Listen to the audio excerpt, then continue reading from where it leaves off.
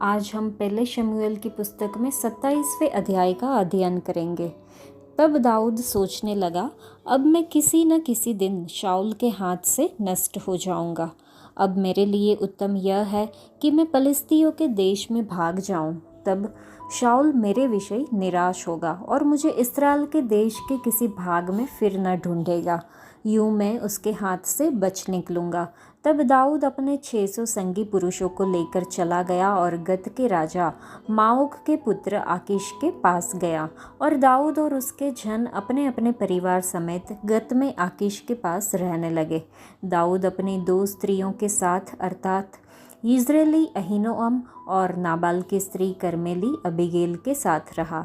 जब शाऊल को यह समाचार मिला कि दाऊद गत को भाग गया है, तब उसने उसे फिर कभी न ढूंढा।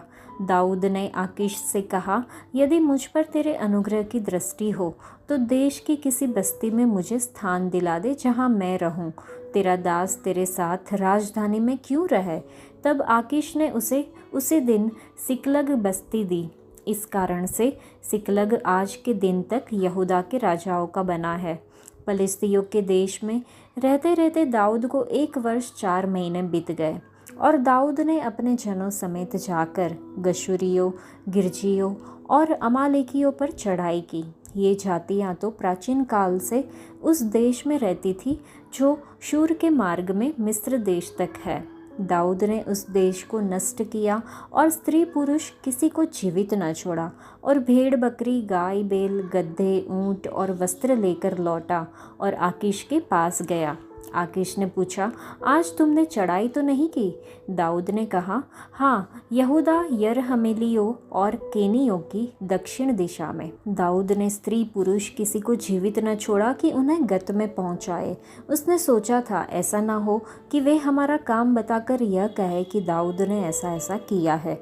वरन जब से वह पलिश्तियों के देश में रहता है तब से उसका काम ऐसा ही है। तब आकीश ने दाऊद की बात सच मानकर कहा, यह अपने इस्राएली लोगों की दृष्टि में अति घृणित हुआ है, इसलिए यह सदा के लिए मेरा दास बना रहेगा। यह अध्याय पढ़ने के बाद हम समझ सकते हैं कि शाऊल दाऊद का इतनी कठोरता से पीछा कर रहा था कि दाऊद अपना साहस खो बैठा। उसने इज़राइल छोड़ने और पलिश्तियों के बीच रहने का फैसला किया। हताशा और निराशा ने उसे दुश्मन के इलाके में भागने के लिए मजबूर कर दिया। दाऊद अपने 600 पुरुषों और उनके परिवारों के साथ गत में राजा आकीश की देखरेख में रहता था। जैसा कि हम 21वें अध्याय में देखते हैं, दाऊद पहले आकीश के पास भाग गया था, परंतु अब वह आकीश के वश में हो गया था, क्योंकि यह स्पष्ट था कि उन दोनों का शत्रु शाऊल था। इसके अलावा आकीश द्वारा दाऊद के लोगों को उसकी लड़ाई के लिए काम पर रखा जा सकता था।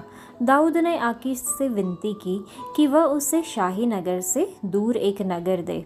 उसे सिकलेग दिया गया जहां वह और उसके लोग 1 साल और 4 महीने तक रहे। दाऊद और उसके लोग घूमते लुटेरों की तरह रहते थे। इज़राइल के दुश्मनों के शिविरों को लूटते और नष्ट करते थे। उसने किसी को भी जीवित नहीं छोड़ा, क्योंकि उसने आकीश से झूठ बोला था कि उसने उसका पक्ष लेने के लिए इज़राइल के क्षेत्र को लूट लिया है। आकीश दाऊद की बातों पर विश्वास करता था और कहता था, उसे अपनी प्रजा इस्राएल से पूरी तरह बैर हो गया है, अतः वह सदैव मेरा सेवक रहेगा। आकीश ने दाऊद पर भरोसा करना शुरू कर दिया, क्योंकि ऐसा लग रहा था कि उसने सभी संबंध तोड़ दिए हैं और इस्राएल के लोगों के पास वापस लौटने का कोई रास्ता नहीं छोड़ा है।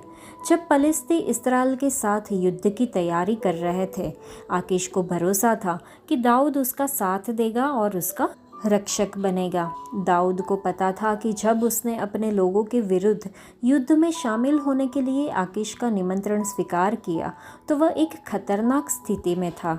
दाऊद के प्रति आकीश की वफादारी, उसके बारे में उसकी अच्छी राय और उस पर रखे गए भरोसे ने उसे धोखा देने के कारण दाऊद का अपराध बढ़ा दिया होगा। दाऊद के जीवन में ऐसे उदाहरण रहे होंगे जिसके कारण दाऊद ने पश्चाताप के साथ प्रार्थना की और परमेश्वर से झूठ बोलने का तरीका दूर करने के लिए कहा, जो कि हम भजन संहिता के 120वें भजन में देख सकते हैं। दाऊद को बहुत ही डर था कि शाऊल उसे मार डालेगा। वह इतना निराश हो गया कि उसने यहोवा की प्रतिज्ञा की हुई भूमि को छोड़ दिया और मूर्ति पूजक पलिस्तियों के साथ रहने लगा, और वह 600 इस्राएलियों को भी अपने साथ ले गया। गत के राजा आकीश के साथ उसका गठबंधन यहोवा की इच्छा के विरुद्ध था। उसने सोचा कि उसके पास आकीश से जुड़ने के अलावा कोई अन्य रास्ता नहीं है। उसने गलत चुनाव किया और अधर्मी लोगों के साथ रहना चुना। मसीह में विश्वासियों के रूप में हमें विपत्ति और परेशानी के समय में परमेश्वर के वादों के करीब रहना चाहिए। कठिनाइयों में भी हमें यहोवा का वाचा का भागीदार बनना चाहिए। हमें डर, संदेह और असफलता के विचारों से बचकर अपने दिमाग का ख्याल रखना चाहिए। परीक्षण के समय में चलिए हम डर से पीछे न हटें, बल्कि अधिक विश्वास के साथ आगे बढ़ने का प्रयास करें। याद रखें कि कोई भी चुनाव करने से पहले पवित्र शास्त्र से ज्ञान प्राप्त करें, परमेश्वर की सलाह लें, प्रार्थना करें, बेहतर निर्णय लें और यहोवा पर भरोसा रखें। शाऊल के लगातार पीछा करने से दाऊद अपने हृदय में बहुत निराश हो गया था। अपनी कमजोरी के क्षण में वह यहोवा की सलाह के बिना शत्रु के पास भाग गया। वहाँ 1 वर्ष और 4 महीने तक उन्होंने धोखेबाज दुश्मन के प्रति गद्दारी का जीवन जिया। जीवित रहने के लिए दाऊद ने अपनी ईमानदारी को त्यागने और धोखे और झूठ के माध्यम से काम करने का फैसला किया। डर हमसे वो काम करवा सकता है जो हम आम तौर पर नहीं करते। जब हम ईश्वर की सुरक्षात्मक दृष्टि खो देते हैं तो हम इस दुनिया में जीवित रहने के लिए धोखेबाज, चालाक, आक्रामक और विश्वासघाती बन जाते हैं। लेकिन जितना अधिक हम झूठ में संलग्न होते हैं, उतना ही अधिक हम परमेश्वर की उपस्थिति से दूर होते जाते हैं। इसलिए डरना और घबराना बंद करें। इसके बजाय परमेश्वर पर भरोसा करना चुनें, वफादार रहे और वो आपको आपके सभी भय से मुक्ति दिलाएंगे। जब शाऊल ने पलिस्तियों की बड़ी सेना को देखा जो लड़ने के लिए इकट्ठी हुई थी, तब वह डर गया और यहोवा से सम्मति मांगी, परंतु कोई उत्तर न पाया। यह जानने की उत्सुकता में कि आगे क्या होगा, उसने वही किया जो परमेश्वर ने मना किया था। उसने एक ऐसे जादूगर की तलाश की जो आत्माओं से संवाद करता हो। शाऊल के लिए, जिसे परमेश्वर के मार्गदर्शन के तहत अपने लोगों का नेतृत्व करना था, अनुग्रह से दूर होना एक बड़ा पतन था। परमेश्वर के बच्चों को भविष्य से डरने की ज़रूरत नहीं है, नहीं उन्हें किसी जादूगर से परामर्श लेने या ग्रहों को देखने की ज़रूरत है। यदि आप परमेश्वर की अच्छाई और प्रेम पर भरोसा करते हुए उनके साथ चलते हैं, तो आपको अपना भविष्य सुनिश्चित करने के लिए अन्य कोई स्रोतों की ओर रुख करने की आवश्यकता नहीं है। जब आप अपने स्वर्गीय पिता के साथ अपने रिश्ते के बारे में आश्वस्त होते हैं, तो आप निश्चित रूप से जानते हैं कि उनका इरादा आपको समृद्ध बनाना, आपको शाश्वत आशा और भविष्य देना है, चाहे आपके आसपास की चीज़ें कितनी भी अंधकारमयी और अनिश्चित क्यों न हो। बाइबल अपने पात्रों को छिपाती नहीं है, जो एक तरह से इसकी प्रामाणिकता का प्रतीक है।